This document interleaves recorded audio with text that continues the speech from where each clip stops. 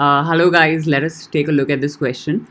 A bead of mass m is located on a parabolic wire with its axis vertical and vertex directed towards downwards as in figure, and whose equation is x square is equal to ay. If the coefficient of friction is nu, the highest distance above the x-axis at which particle will be in equilibrium. Okay, so I'll just quickly draw the figure, and then we can start. So we have something like this, so we have been given that this is a parabolic wire, which is x square is equal to ay, okay okay and x square is equal to ay, and they are saying that a bead is placed here, right?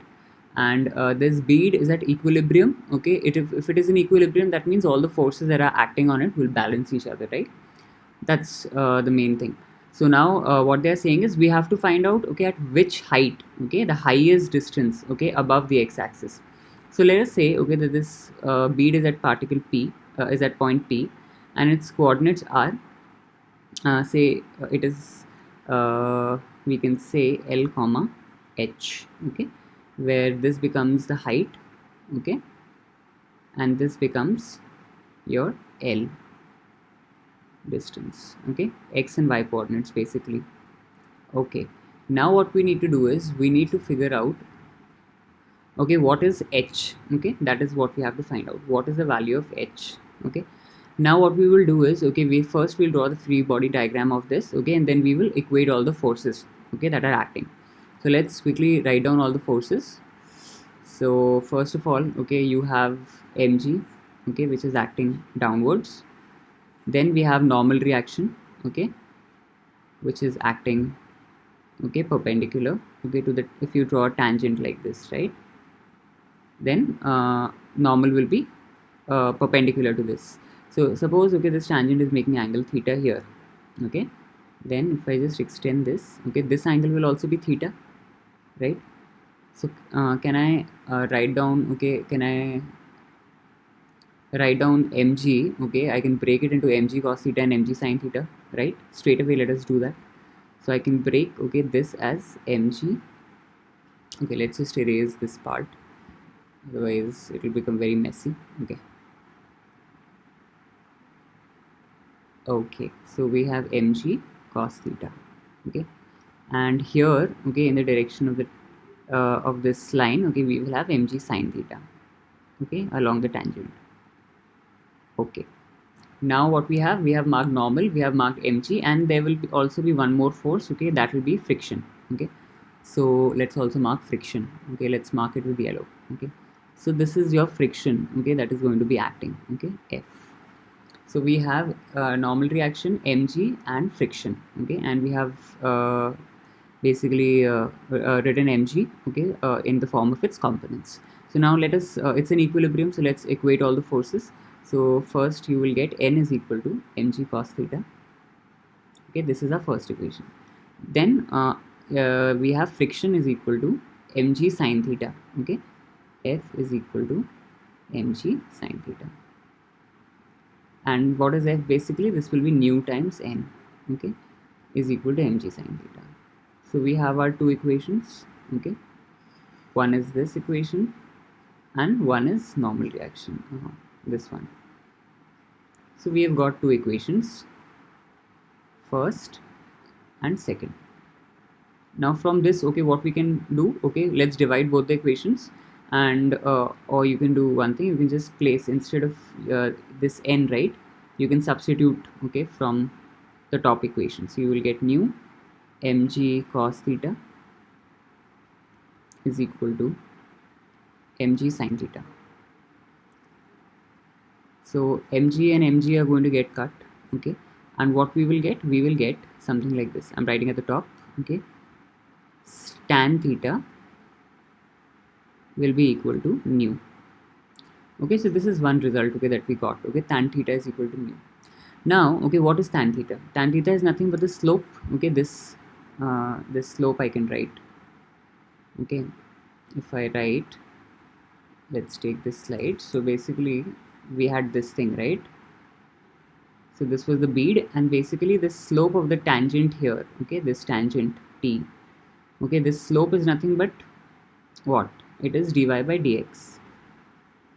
dy by dx is nothing but the slope, and it is equal to tan theta. So now what we will do is, okay, we will take the point here. Okay, the point was L comma H. Now how will you represent it? Okay, so basically L comma H we can write in the form of H only. How? So we have x square is equal to ay. Okay, this is the equation of the parabola. So we can okay, what we can do is we can put L comma H was our point, right? Sorry, L comma H. So you put L here, you get L square is equal to a into h, right? So this is what we are getting. So can I write L is equal to root over ah, right? So I can write L comma k, this thing I can write as what? I can write as root ah comma h, right? So this is basically our point P, right? Point P. So what we will do is, now we will find out what is the value of dy by dx. Let's find out, okay, what is dy by dx. So dy by dx, okay, at x is equal to root ah. So that is going to be, so differentiate this expression. So y is equal to x square by a, right? Y, from here you know that y is what? Y is equal to x square by a. X square by a. So when you differentiate this, you're going to get 1 by a, and x square differentiation will be 2x, right? So now place this x, okay, when you're going to place root ah, place here, you are going to get 1 by a 2 times, okay, root over ah. So now root a and a in the denominator will get cut, and you are going to get 2 upon root a into root h. Or I can say root h by a. Okay, let me write it like that. 2 times root h by a. It will be cleaner, okay, to understand. Okay. So let's write it 2 root h by a, right? Okay. So this we have got. Okay, so this was another value of nothing but tan theta. Okay. So we have got two equations of tan theta. Okay, one was this equation. Okay, that tan theta is equal to nu, and the second, okay, that we got is this one. Okay, that tan theta is equal to, tan theta is nothing but 2 root h by a. So what can you do now? Equate both the two and you're going to get your answer. Simple. Okay, we found out tan theta using the parabola equation, and we found out tan theta by equating the forces, and we got our answer. So let's quickly do that. Okay, so if I just write it here, okay, nu is equal to 2 root h by a, right? Tan theta is equal to tan theta, because, so can I write down what is h? H is equal to nu square a upon h. Oh sorry, nu square a upon 4. Let me just erase this, made some mistake. Okay, let's write it down again. So this will be, so h is going to be nu square into a by 4, and this is going to be your h. Okay, we just squared it and shifted the terms. So our answer is C. Thanks for watching.